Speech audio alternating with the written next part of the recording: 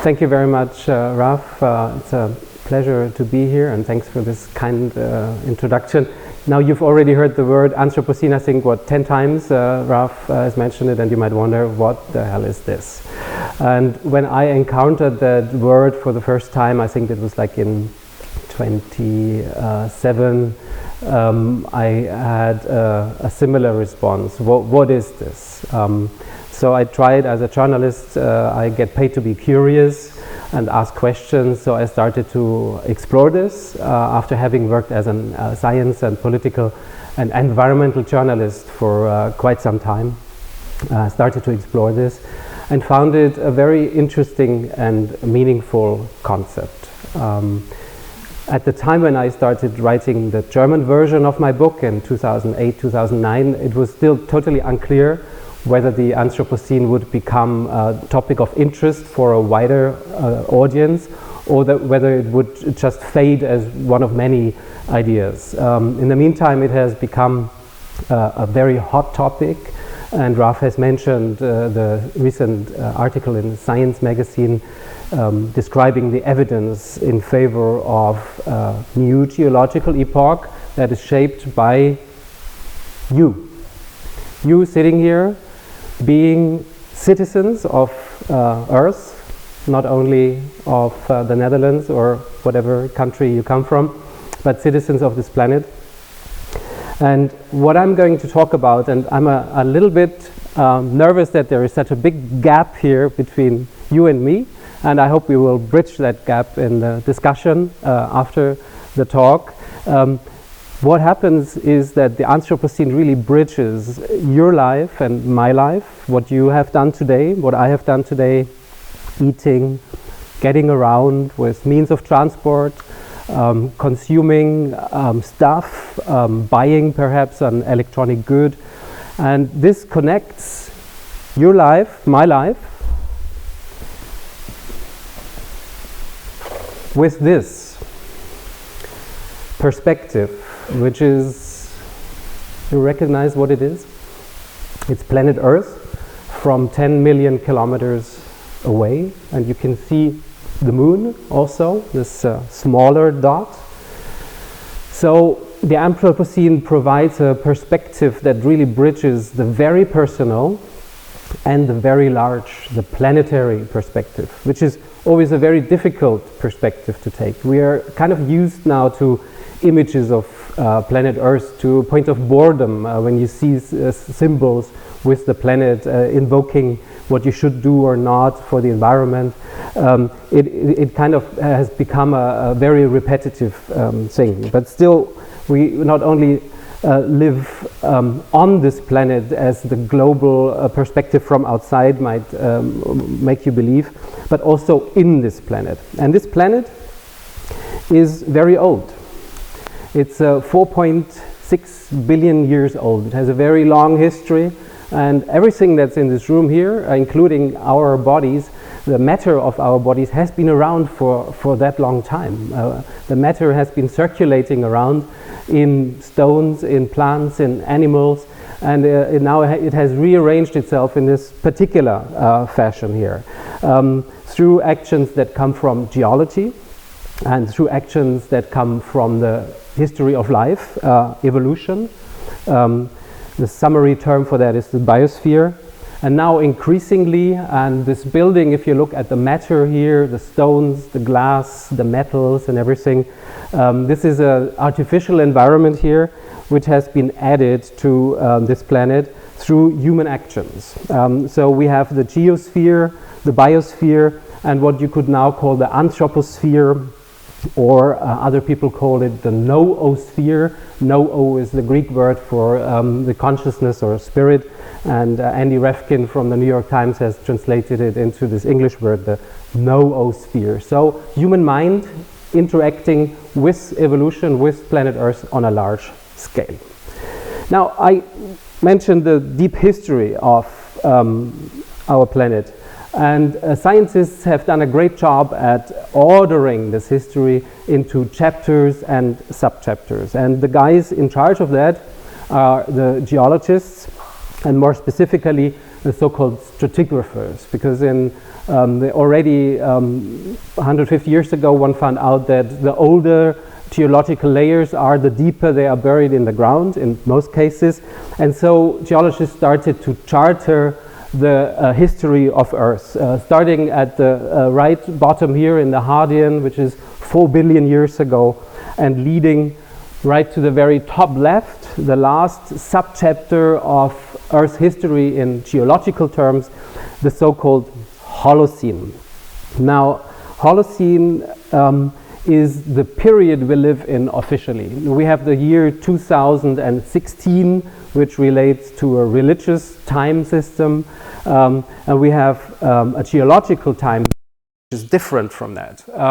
And the geological time system tells us that 11,600 years ago, roughly, the last ice age came to an end. Of course, not on a particular day. It was a very slow process, but geologists have to make a distinction between one period. The previous period was called the Pleistocene, and the new period at some point.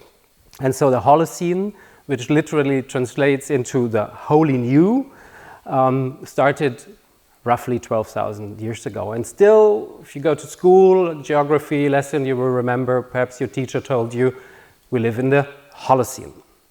And this Holocene period was only made official by geologists in 1885, and actually only in 1967. It took about 100 years for geologists to make up their mind if this is a real new chapter, the end of the last ice age, or perhaps we just live in between two ice ages and we live in an interglacial period, in which case it would not justify a different chapter, a new chapter.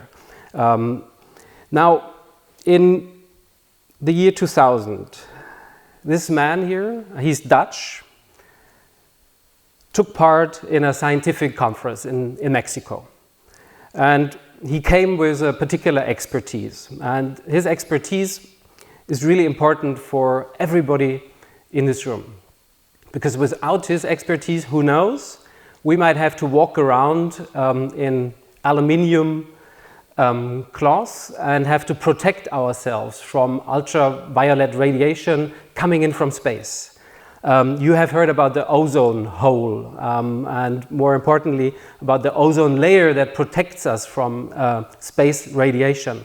Now, Paul Crutzen was the man who did some of the first research on the effects of man-made substances on the ozone layer, and he greatly contributed to the identification of substances that harm our protective shield, that protects us from space radiation. And it was really important then also in political activities to ban substances that are dangerous. So we really owe him a lot.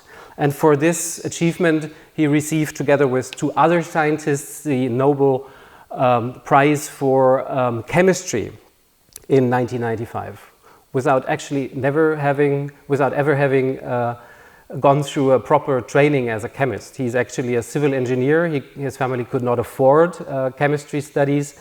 He became civil engineer building bridges in Amsterdam in post-war era. Then he went to Sweden with his wife building houses, and he applied for a job in the Institute for Meteorology for a computing programming job, without knowing anything about computers, but he wanted to live in Stockholm, so he applied for the job, somehow got it, and became a Nobel laureate in chemistry and saved us from a lot of big problems. But Paul has been thinking about how we humans change our planet very deeply, of course, because the substances that created the ozone problem, I mean, think about it. These were substances in like deodorants, right? Or in refrigerators. So imagine if he hadn't found out in time and serious harm would have done to the ozone layer, what a choke our species would have been to destroy its own habitat with deodorants and refrigerators, right? So in that case, it would have been really good if nobody ever finds out about this, no alien species finds out how humankind might have destroyed itself. We would look pretty stupid. So he kept a list of other things that might happen. And in his mind, something built up that if you add everything what we humans do, and this doesn't only mean like stuff we think of as negative or environmental problems, but if you start adding everything we do on the planet, and if you start looking at how these changes, like climate change, like agriculture, like building cities, like digging out materials and other things I will talk about, how they affect each other. Because perhaps in the newspaper or in the expert circles, these are different issues. But in reality, of course, they all happen on one planet and they all affect each other. So he started thinking about that, and at this meeting in the year 2000 in Mexico, it appeared to him that this needs a new framing, a new idea. At this meeting, the scientists talked about the Holocene again and again to frame our current period. And Paul stood up in this meeting and said, you guys, you talk about the Holocene all the time, but we're not living in the Holocene anymore. We live in the, and then he searched for a word and he said, we live in the Anthropocene. And the reports from this meeting go that in the coffee break there was no other subject. And from this meeting in Mexico, this word has gone through a huge career now, leading to a point where Ban Ki-moon, the General Secretary of the United Nations, has opened the last environmental summit in Rio a couple of years ago with the words, "Welcome to the Anthropocene." So it's not an exotic or fancy or strange idea. It has become an idea that preoccupies world leaders. And the word has a very simple meaning. It means the new that's brought about by humans. Anthropos, that's you and me. Every human being is an anthropos. And the scene, again, is derived from the Greek word for the new. Now we will come later to what this actually would mean in a formal way, how the Anthropocene might become textbook or school book knowledge. But first of all, it's important to understand what is the meaning of this concept. Now, we approach our environment with a particular view of our place in it. And in this Holocene period, and that's pretty much really a description for the past or all of advanced human civilization, there was a general feeling that there is this big environment around us from which we could draw resources, process them into something that is useful for us, and then get rid of whatever is left, dump it, dilute it in the oceans or in deposits or in the atmosphere or wherever. And also combined with an idea of nature as something that is a kind of separate from the human sphere. If you look at Romanticism, how nature was the untouched nature, right from Romanticism to modern tourism prospects where you see advertisements of untouched nature, go and see untouched nature. This isn't true anymore, if it ever was true, but it's not true anymore. Humans have changed this planet in the past 200 years to a massive extent, to an extent where at least 50, if not 60–70% of land surface has been transformed directly by human actions in one way or another. And here you can see what you could call nature in the Anthropocene, because if something constitutes 60% of the land surface of this planet, for me it's hard to not view it as a new form of nature, because it's the dominant form of life on this planet. So you have an agricultural landscape in Brazil, top left. You have artificial islands in the Red Sea, top right. You have like an American suburb, bottom left, and you have open pit or mountaintop coal mining, bottom right. These are manufactured landscapes with a strong human impact. And on top, you have omnipresent technology. This goes from the very small, you see this nice kind of landscape, computer landscape on the left, to the very big, because our planet now not only has the protective ozone layer, it also has a shield of space debris from decades of space operations, all the stuff that gets left behind. If you've seen Gravity, the movie, you know how dangerous it can be for astronauts to be exposed to this.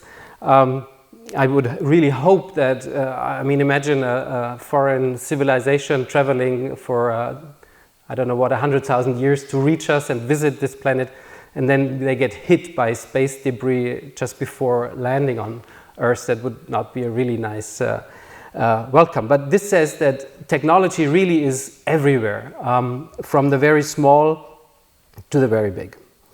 And the landscapes I already mentioned. It's in 1700 you can talk about 5% heavily used land on the planet, and today it's more to 2/3 actually. To put this into one simple, totally oversimplified image, and don't take this literal, but this is what you could call the Anthropocene flip. Holocene means you have this environment which is not influenced by human action, and then you have islands of like cities or fields or mines or whatever in it. Anthropocene really means that this ratio flips, and you have islands of what you might call untouched nature in a sea of human changed landscapes. And really important, it doesn't always have to be negative, and I will come to that it would not be good to think of it in negative terms. This is really important. Now, in the history of the Anthropocene idea, one term that comes up again and again, it's called the Great Acceleration.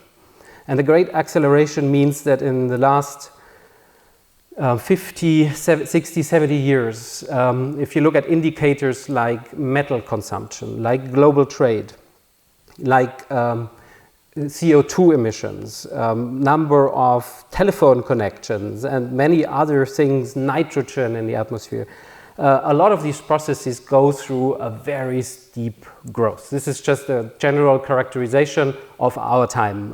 A lot has happened in a very short time, and you all know images like this that epitomize the negative effects that come along with that. Of course, a lot of positive stuff comes along with it. That's called standard of living. We have very pleasant lives. We don't need to go out, kill animals every day anymore. We can go to a supermarket. That's what we call progress, of course. But the progress, as we see here, has a cost. So this Anthropocene is a very complex thing. It's, on the one hand, it's a geological thing. And I will run you, in a minute, I will run you through the geological decision making, where a group of scientists now is charged with the task to find out whether this is real in terms of the criteria and definitions of geology. And these definitions say that in order for a new chapter in Earth's history to be opened, something needs to be global, it needs to be long-term, so even in 100,000 or 1 million years, you will be able to measure it. Somebody from either another planet or virtual geologist of the future, or some intelligent, some artificial intelligence which will run the planet by then, or whoever, or a old-fashioned geologist with his tools will walk around and he will be able to measure and see what has happened, and that something is different from before. But in addition to this geological definition of the Anthropocene, you have a lot of complicated factors that influence what happens on this planet. So this is like 4.5 billion years of Earth history. This is human consciousness coming into the game. The number of humans having risen to almost 7.5 billion people now. It's this great acceleration. It's values and rules, it's money flows, it's technology, it's how the biosphere reacts to us. Yeah? It's not only humans doing things to the environment will react to it and perhaps hit back also. It's scientific breakthroughs, innovations, it's our societal evolution, what is important for us and what is not, and it's the big realm of unknowns we are faced with. Now, I mentioned that this concept has received some attention, and this includes big media attention by the BBC, by The Guardian, by The Economist and other media, with The Economist portraying the Anthropocene as like a machine Earth, which I don't really sympathize with. But it is a lot of attention for an academic idea. And there is research going on. It makes the cover story of Nature. It made the cover story of Nature in the last year. And just 2 weeks ago, this important paper came out, which was written by a group of 38 scientists who examine the case for a new chapter in Earth history. And this is important because this group in a couple of months will submit its report to other group that will pass it on. I will talk about that in a minute. But they laid out the evidence for the Anthropocene, and just to get a feeling for what these people talk about, look at this sediment core you see in the image. It is from a glacier, that is glacial area where the glacier is retreating and where suddenly moss appears. So you will have the kind of ice age sediments until a certain point, and suddenly you have organic compounds because the glacier was gone and moss started to grow there. In other areas, for example, lake sediments, you find plastics, fly ash, radionuclides, metals, pesticides, reactive nitrogen, and consequences of increasing greenhouse gas concentrations. So this is what these guys are looking for. And this group, this is the most formal slide I'm going to show you. This group is called the Anthropocene Working Group, and it's commissioned by the International Commission on Stratigraphy. If their vote is positive, they will pass it on to the Subcommission on Quaternary Stratigraphy.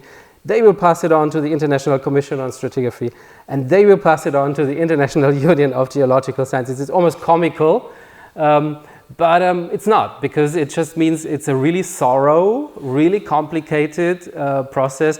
Because if you're a geologist and you declare a new epoch every other year, you become ridiculous, of course. So they really take their time, and in the case of the Holocene, it took them 100 years to decide. We do not know how long these guys will take, but it's good that they take their time and they don't rush it through, because it's really hard to undo it once you've done it. Now, there is discussion of when this Anthropocene would actually start.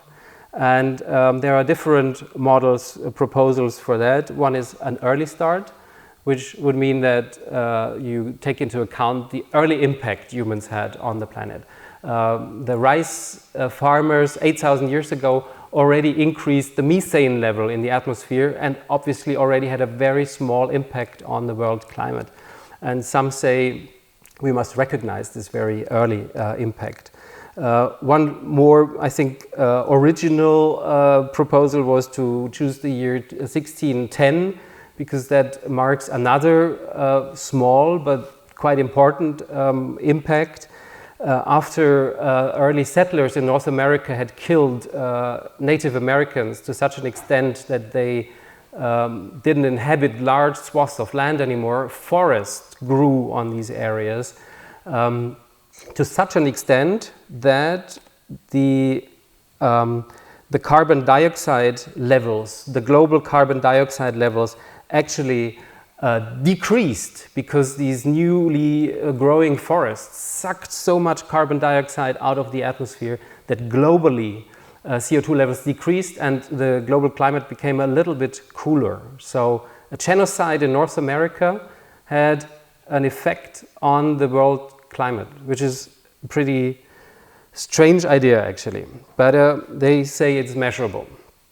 A more obvious starting point for the Anthropocene is the year 1769, when James Watt got his patent for the steam engine. And that was the idea Paul Crutzen had first in his mind, that you use this starting point of industrialization in a way to mark the beginning of the Anthropocene.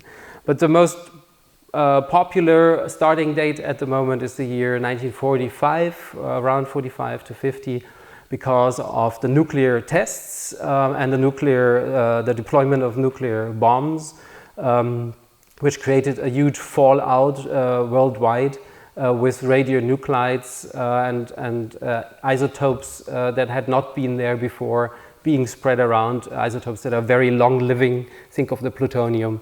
And will be measured, or can be measured over a very long time. At the same time, also the spread of plastic really began, which also forms something that will be measurable over quite some time.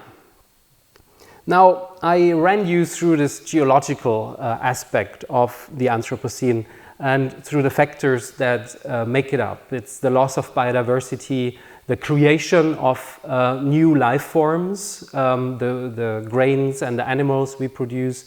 If you think of how chicken and beef now outnumber wild animals, it's staggering. At the beginning of the Holocene, about 95%, 97%, or even more than that, of the biological weight, the biomass of mammals on planet Earth were wild animals like elephants and other wild animals. Today, it's the opposite. If you put all chicken, all beef on a scale and measure their weight, and if you put all wild animals on a scale, it's exactly reverse. 97% domesticated animals and only a small proportion wild animals. And of course, these animals, they will leave behind bones, and bones will be found in the geological record. Also, we have plants and animals being transported with ships and planes from one continent to the other, something which would not have happened without human action, right? So we kind of redistribute life on Earth to such an extent that the geological record will be very different. The bones left behind will be really different. There is one climate researcher who uses the plastic bone of his dog as an example. You know, dogs get these stuff to chew on, right? And so in one meeting he showed the plastic bone he will give to his dog, and he said, imagine this being buried in the ground and a future scientist trying to find out which animal this belongs to. But it's part of this Anthropocene geological record, right? Or another example would be cats. If you look at the number of tigers that live in the wild, it's a few thousands. If you look at the number of domesticated cats roaming around, it's hundreds of millions. So the probability that the evolution of the cat-like animals will derive from tigers is actually very low. The probability that the future of tigers will start with today's cats is very high. This is also part of the Anthropocene story. Then think of stuff like nitrogen. That's a substance that is very valuable because it makes plants grow. And only 100 years ago, roughly, Haber and Bosch, two German scientists, found out a way to harvest nitrogen from the air and turn it into fertilizer. That has basically 40%, so this side, is only in this room because of this technical procedure, because Haber and Bosch managed a way to draw nitrogen from the atmosphere, turn it into fertilizer. Fertilizer gets put on fields, field make food, food makes us. So to be fair, you could also say this 40%, okay? So you don't feel kind of excluded here or something, or this 40%, right? But this is a very tough figure to think about. And the nitrogen, this has moved, is amazing, because the nitrogen was in the atmosphere before as N2, non-reactive nitrogen, And through this process, it has been turned into reactive nitrogen. And this is the biggest change in the nitrogen balance on this planet since 2.4 billion years. So people saying that the Anthropocene doesn't exist, it's such a small thing we do to the planet, should consider these numbers.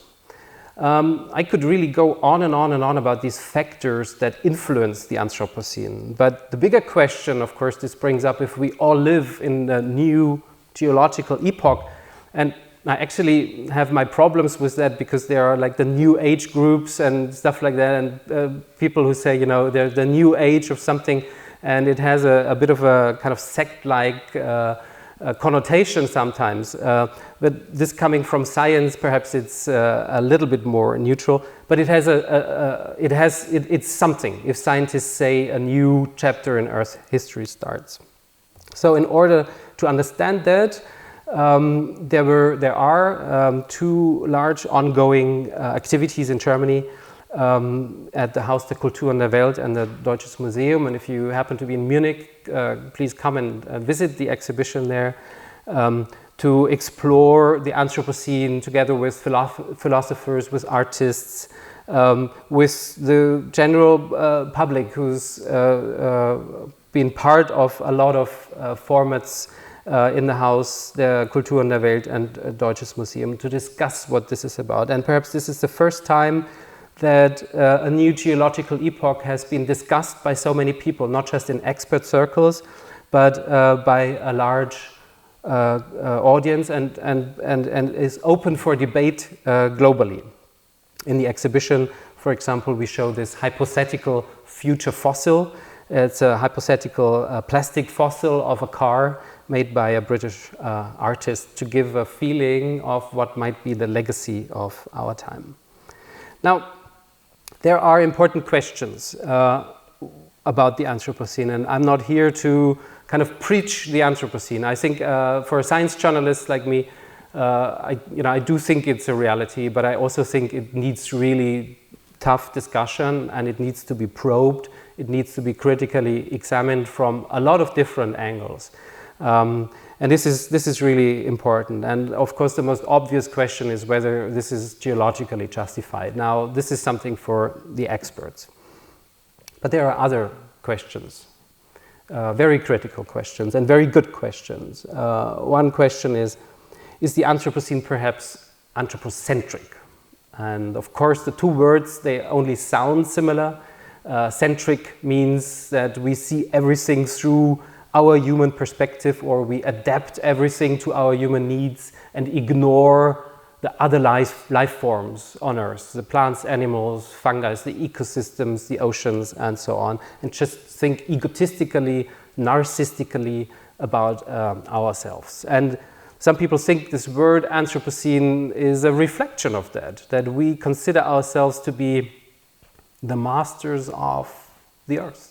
That perhaps the Anthropocene is used as a kind of entitlement, that people say, hey, now we officially own this planet and we can do with it whatever we want, right?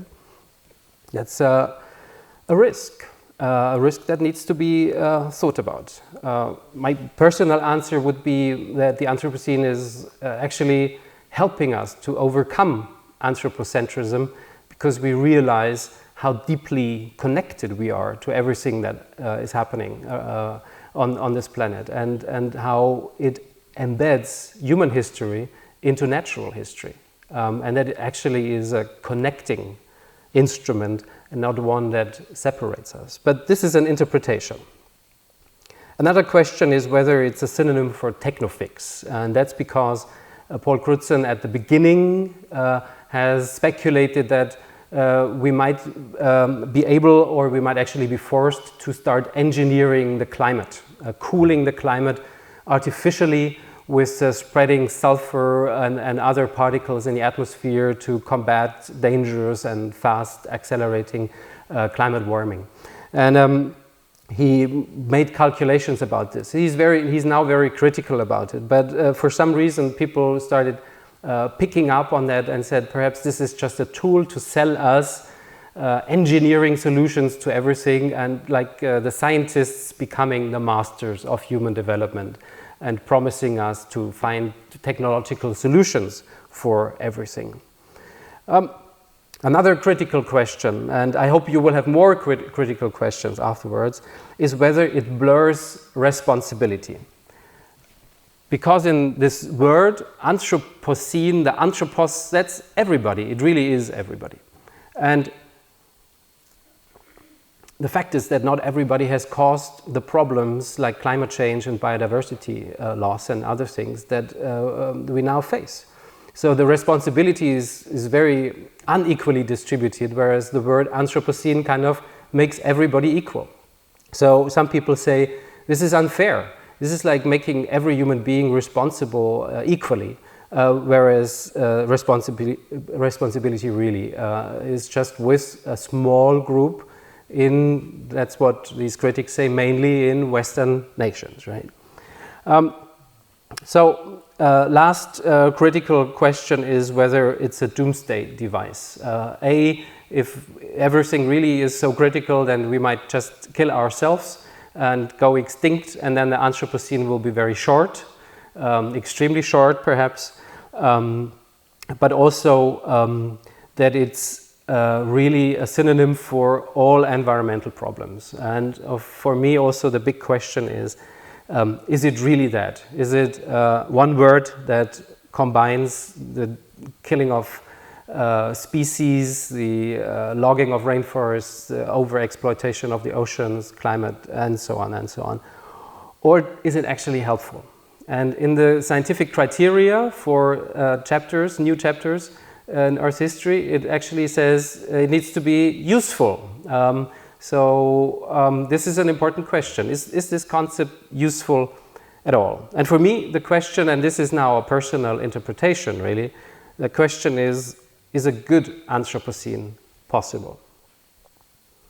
Because if not, we would have to fight it. I would want to invite you to form an anti-Anthropocene NGO tonight and go out on the street and demonstrate against the Anthropocene and try to stop it. Let's go back to the Holocene right now. Let's stick to the Holocene as long as we can, where we had this environment which we could rely on and draw from and put our stuff in. Right? So perhaps the Anthropocene is more than a description, and perhaps it becomes more than a description.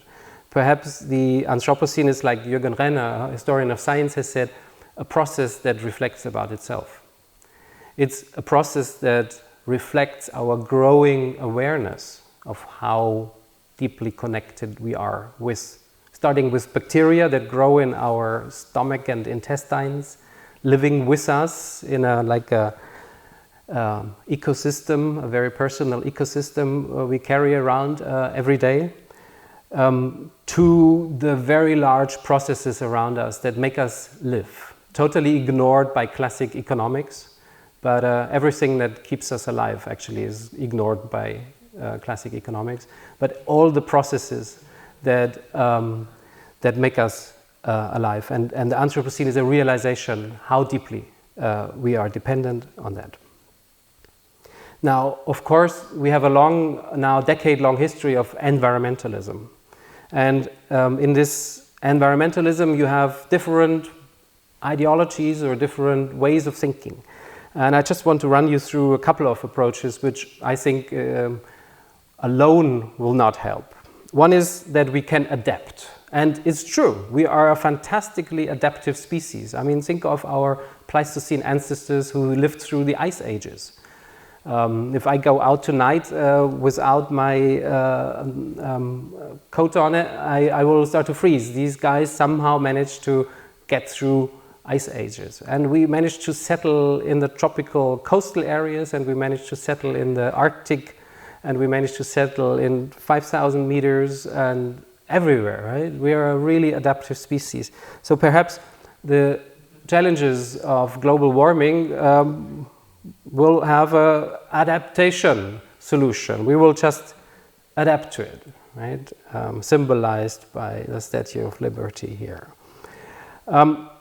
Another kind of line of thinking in the environmental field is that efficiency will be enough. You just make everything we have now, all the cars and the heating systems and everything, we just have to make it a little bit more effective or really more effective, and then we don't have to think about stuff anymore.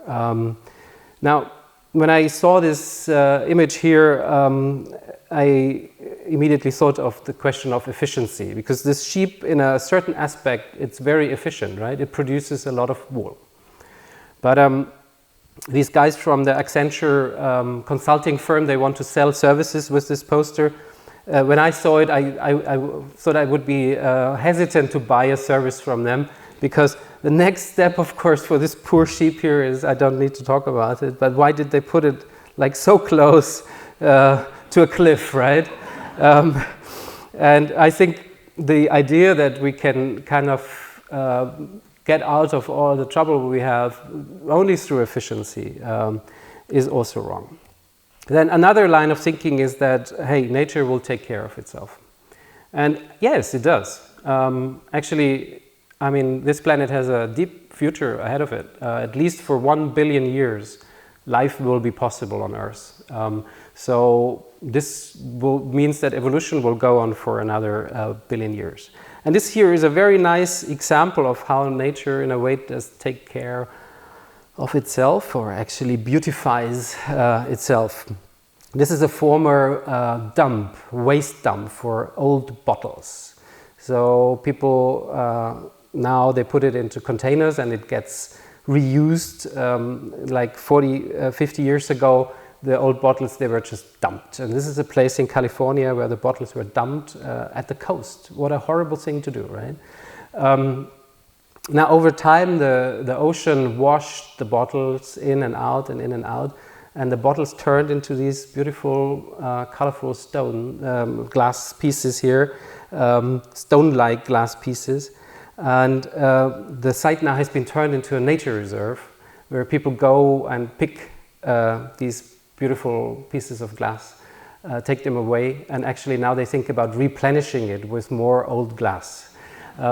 So here you have a system, I mean, it's not a biological system, this is more symbolic that, you know, the stuff we put into the atmosphere, something happens with it or into the biosphere, and it, you know, nature might take care of itself, but it would be the most dangerous bet in the history of mankind if we relied on that.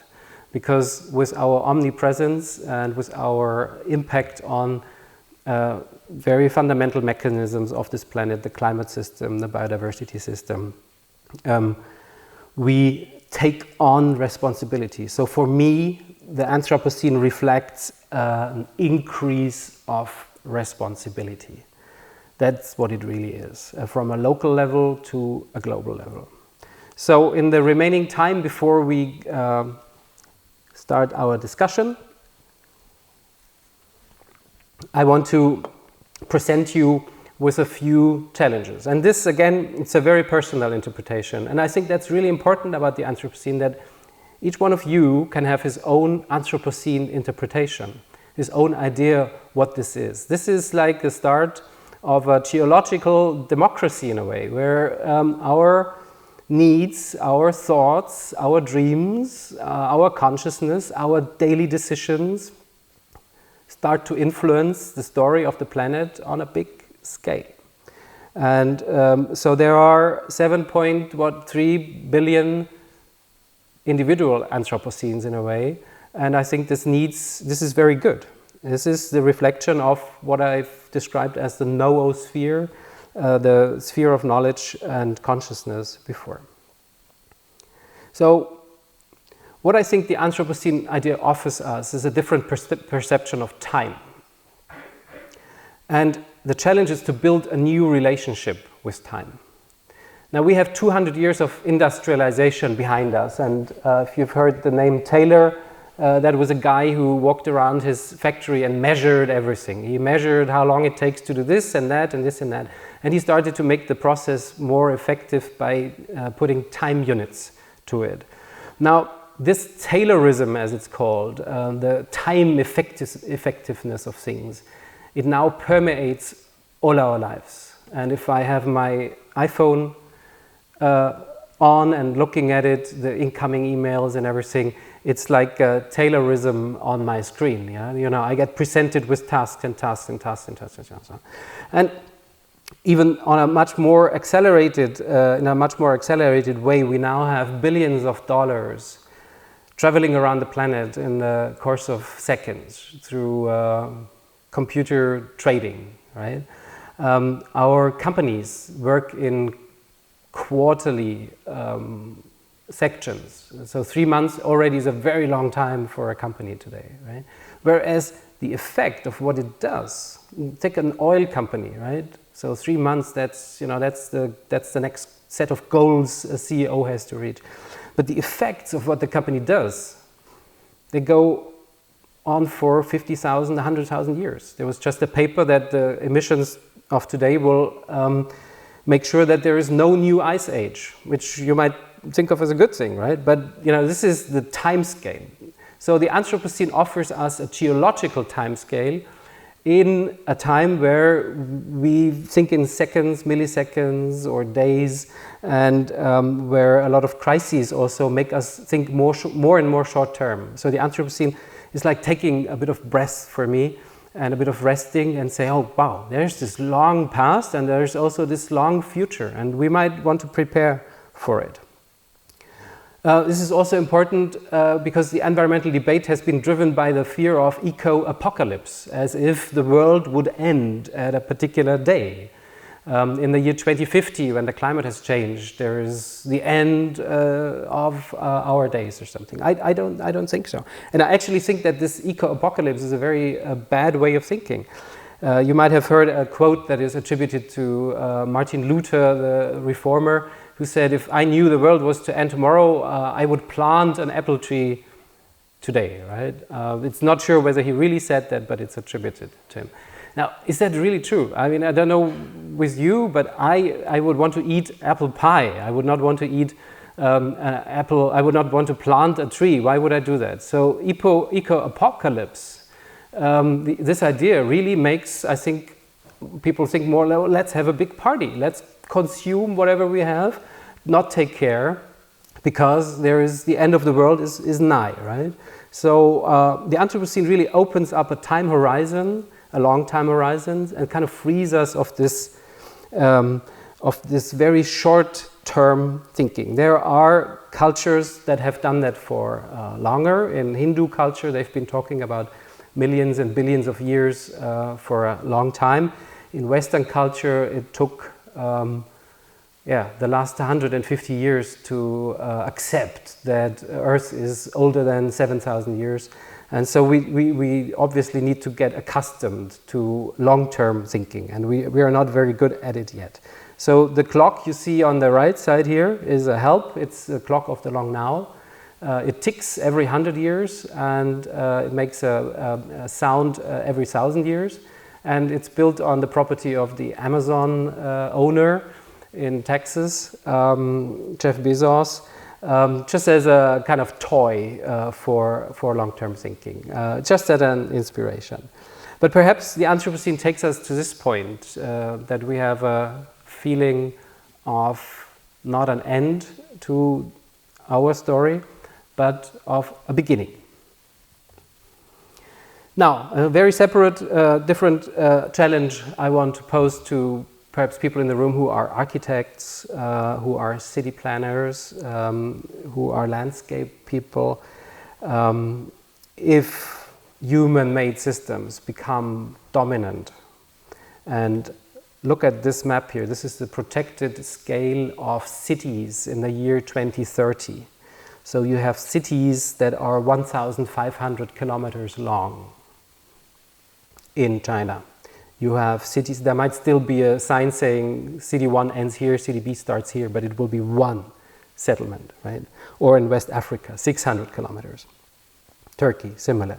So if the city is becoming the dominant life form of humans and another form of nature, we need cities that think like planets, that have a different time scale of years or decades, that can resorb, recycle their material, that are actually mixtures of nature and civilization or nature and built environment. And the future of the cities will probably be the future of energy use, and in many cases the future of biodiversity. I go birding a lot. I can see in Berlin, where I live, there are more bird species I can observe than in some areas around Berlin, because the agricultural landscape is so poor and the city is so rich in species. So let's think of our own living space as an ecosystem, and let's start designing it that way. The same goes true for agriculture. The Holocene agriculture is this extraction, the environment, we take something from it. And this is the result of it. Burning rainforest, turning it into soy plantations, and other, in Indonesia, it's palm oil and other things, extraction, right? Or here, the pig farms, industrialized pig farms that create huge nitrogen problems and everything else. The agriculture of the future needs a totally different design. Like this. We need green infrastructure. The farmer of the future needs to be an ecosystem steward person who is not only responsible for producing food, but also responsible for maintaining biological diversity. And actually, the diversity helps to increase the productivity of the food supply. Now, this is not actually something that's been designed by farmers. It's the former German border, East and West. This is where the wall that separated East and West Germany was, and it's now become the longest nature reserve in the world. It's a bit of a reflection that we need something horrible like this wall in order to create such a big system. I think in the future, like we design highways, we should design green highways and make them part of our agricultural landscapes. Something like this is, of course, been happening, but I think we need to increase the scale of this operation. Now, another challenge for the engineers in the room is to create compostable technology, because the technosphere really is not a real part of the biosphere at the moment. We are extracting resources and dumping them somewhere, right? Geologically, that is interesting, but environmentally, it's in many places it's a catastrophe and a health risk for a lot of people. So you have these mines all over the world, thousands of them. You have tens or even hundreds of thousands of kilometers of tunnel systems from past mines, and you could argue that the larger of the pile of rubble you leave behind, the larger your place is in the historical record, right? But I think this is not a very good idea. The same goes with plastic, which is now ubiquitous in the ocean. And just last week, a paper came out describing how the plastic we put into the environment comes back in the fish we eat, right? And this is a very strong Anthropocene moment, right? The environment doesn't take it up anymore. It doesn't soak it up anymore. Everything comes back. It lands on our plates. That's Anthropocene fish you have in front of you when you have a fish with plastic in its body, right? Now, I'm not sure whether the future of technology should look like this. This is a robot built by Boston Dynamics, which now belongs to Google for the American military. But that's not exactly what I mean by biologically inspired technology. This is a piece of art that's been made from old plastic tops, bottle tops. This is more what I mean. Make things beautiful. After 200 years of industrialization, perhaps put more effort into the single item again, and perhaps derive value from that. Now, Anthropocene challenge number 5 is developing an economy of the commons. We share this planet with 7.3 billion other people. And I'm not so big a fan of what's called the limits of growth. And we now face a situation where we are not short of oil as predicted. There is too much oil, and the price of oil is today, it was shortly at zero, right? Because there is so much. And there is enough oil and enough coal for a foreseeable future. Problem is that with this coal and oil, we could heat our planet to a point where it's not recognizable for us anymore and not inhabitable for us anymore. So actually, in a lot of places, there is too much. There are too much of in particular, fossil fuels. And if you look at the distribution of humans on this planet, we need to wonder who is allowed to emit how much CO2, right? Our level here in Europe is at 8 tons per person. So statistically, each of you produces 8 tons, 7 to 8 tons of CO2 per year. In India, the same value is 2 tons. Now we all share, and this is what I mean by commons, we all share the atmosphere, right? It belongs to everybody. And so the big question is, why are we entitled to pump 8 tons per capita into the atmosphere, whereas Indians only do 2 tons? Couldn't Indians say, we want to go on polluting forever because we have the right to the same level of emissions, and to develop a new economy that is taking care of the commons, right? That's very important, particularly as I think all Anthropocene debates should not start with smart Western scientists, but with people like this small boy here who lives on a electronic waste dump in Ghana. And what is his right to resources? What is his right to put CO2 in the atmosphere? And so this economy of the commons is really, really important. Now, very quick, I think energy is a topic that is very familiar to most of you. What we do, this is global warming signal we see here. This is open cast mining south of Berlin. This is the way we produce energy. Renewables, big topic, many challenges. It's an engineering, this is really an engineering question. And this is a guy who has pioneered the first wind turbines in Denmark. I've met him last year. And look, now in Denmark on some days you have 100% renewable.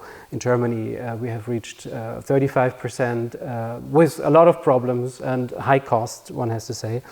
But that's the effort our societies have to make. Or put money into energy research. This is a fusion reactor that has been built. It's now operational, goes operational. A research reactor in East Germany. Angela Merkel will switch it on shortly.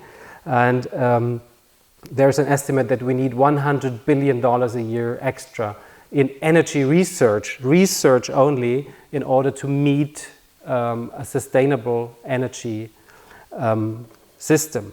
And $100 billion, they have to come from somewhere. Now, after the financial crisis, this looks like a very small sum, of course, but it isn't. It has to come from somewhere. I have 10 challenges, and the last 3 I want to just touch, really, so we can enter our discussion. And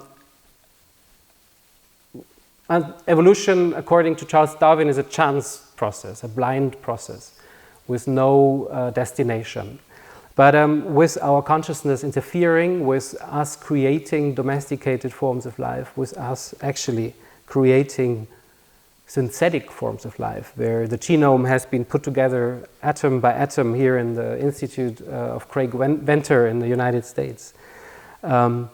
Rules for how to direct evolution, they are still not there. So this is an Anthropocene challenge. If we influence evolution on such a fundamental scale, what are the rules for decision making? Which organisms do we want? This might sound really exotic, but this is a question that's already there today. Now, to get more personally, I think the Anthropocene, as I have said, is not anthropocentric, but it makes us feel connected. And this feeling of ego versus eco is really important. The Anthropocene is perhaps a tool that connects, that bridges this nature-civilization divide, and that connects us in a deeper sense, where perhaps we start to acknowledge the perspectives of the other beings on this planet. We live still under the influence of a philosophy that says that except of humans, all other life forms on Earth are machines, unconscious machines. That's Cartesianism, right? And this is very, very influential in Western thought. Now, this starts to change, and I think this is a really important process in the Anthropocene, that we start to acknowledge the subjective perspective of the other beings we share this planet with. And there are two neuroscientists in the United States, Christoph Koch and Giulio Tononi, really very good neuroscientists, who develop a theory of consciousness that actually explains consciousness way beyond human brains in, for example, birds. And Giulio Tononi has created a vision of a scientific instrument that makes consciousness visible, consciousness in other life forms visible. So if you look through this, what he calls qualioscope, you see the size of the consciousness. So the cosmos, the vacuum in the cosmos would shrink to almost zero because it's not conscious, as far as we know. But an owl sitting on a branch with a developed bird brain, it has a certain form, so the owl would be really big and the unconscious vacuum would be really small. This is just a tool to make us see that we are not the ones that have the right to change this planet just to our needs. We share this planet with so many different life forms who might have more consciousness than we allow or attribute to them. And we might want to move from an illusion of control to a bit more humility. Now, for the economists in the room, we need to make ecology something that is very informative for our economy, actually treating the economy as a subset of ecology. When Alexander von Humboldt, he wanted, the big naturalist, he wanted to become actually a budget expert, a finance expert. And the first thing he had to do in economy school was to collect a herbarium, collecting plants. And he stuck with that. He became one of the most important naturalists in history.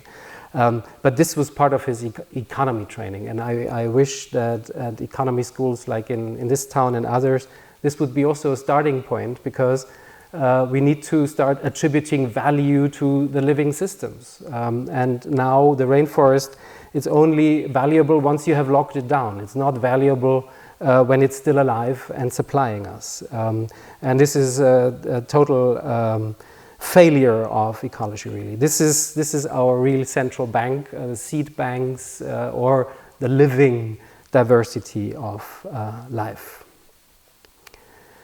Perhaps we need some more ways of expressing our connection with the planet. I have produced a fair amount of plastic waste today when I was here. And I always wonder, is this what I give back to Earth, right? Is what I put in the waste bin, is that my way of saying thank you to this planet? And perhaps we need some rites and rituals to express our connectedness. We don't really have that. On a more technological things, this total connectedness is something that's expressed in the internet, of course. And perhaps connection will mean a personal connection in the future, but perhaps connection will also mean a technological connection. You can now put sensors on animals. You can put sensors in the oceans. You can put sensors in the atmosphere, and you could create an internet, a planetary internet, where you get a real-time feeling for what is going on. So, to sum up, the Anthropocene, I think, is not a doomsday device, and actually it perhaps helps us to think more positively about our place on Earth. We see ourselves as the ones that disturb nature. I think that's not true. We are such a fantastically inventive species. We can create a machine that simulates the Big Bang, which is a pretty amazing thing. We can build flowers on a nanoscales, at least things that look like flowers. This is only a tiny part of the width of a hair. This has been done by chemists, right? So we can do these amazing things. So big question is, why can't we solve the most existential problems we have, like hunger, like climate change, like biodiversity loss? And My hope is that the Anthropocene idea is certainly not the solution. That would be asked far too much from one concept. But it's just one help to make us think about this connectedness, to make us increase awareness, consciousness, and perhaps help us move towards a better vision of what a geological epoch shaped by humans might look like. Thank you very much.